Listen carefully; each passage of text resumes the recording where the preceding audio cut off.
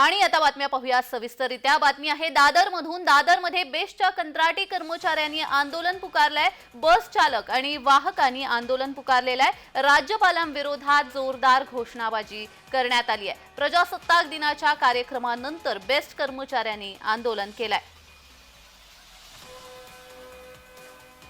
जे महिलांचे जे बेस्टचे प्रकरण आहे, जे ऑलरेडी वारंवार आम्ही हायलाइट करतोय, बेस्ट प्रशासन, बृहन्मुंबई महानगरपालिका, मुख्यमंत्री कार्यालय याची दखल घेत नाहीयेत। ह्या प्रेग्नेंट महिला आहेत, मला सांगा यांच्यावरती अन्याय अत्याचार बेस्टचे वेटलिस्ट कामगार वेटलिस्ट कॉन्ट्रॅक्टर ते करतायत। त्याचबरोबर आमच्या 2 महिलांना आता अटक केलेली आहे, कारण ते युनिफॉर्म घालून आले होते। बरेचसे महिला आलेले आहेत, इकडे पुरुष आलेले आहेत, BST मधले जे कंडक्टर आणि ड्रायव्हर आहेत ते इकडे आलेले आहेत, पण पोलिसांकडून जे आहे आम्हाला धरपकड केली जाते। ह्यामुळे आम्ही इकडे आलोय।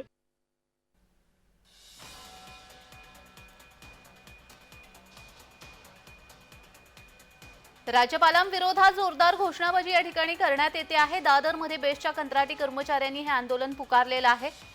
प्रजासत्ताक दिनाच्या कार्यक्रमानंतर हे आंदोलन पुकारण्यात आलेलं आहे। बस चालक आणि वाहकांनी हे आंदोलन पुकारलंय। राज्यपालांविरोधात जोरदार घोषणाबाजी यावेळी या आंदोलनादरम्यान करण्यात आलेली आहे। बेस्ट कर्मचाऱ्यांनी, कंत्राटी कर्मचाऱ्यांनी हे आंदोलन पुकारलेलं आहे। दादरमध्ये हे आंदोलन केलं जात आहे। बस चालक आणि वाहकांनी हे आंदोलन केलेलं आहे। तर आज प्रजासत्ताक दिनाच्या कार्यक्रमानंतर बस चालक आणि वाहकांनी हे आंदोलन केलेले आहे आणि या आंदोलनादरम्यान राज्यपालांविरोधात जोरदार घोषणाबाजी देखील करण्यात आली आहे। दादरमध्ये बेस्टच्या कंत्राटी कर्मचाऱ्यांनी हे आंदोलन पुकारलेलं आपल्याला पाहायला मिळत आहे।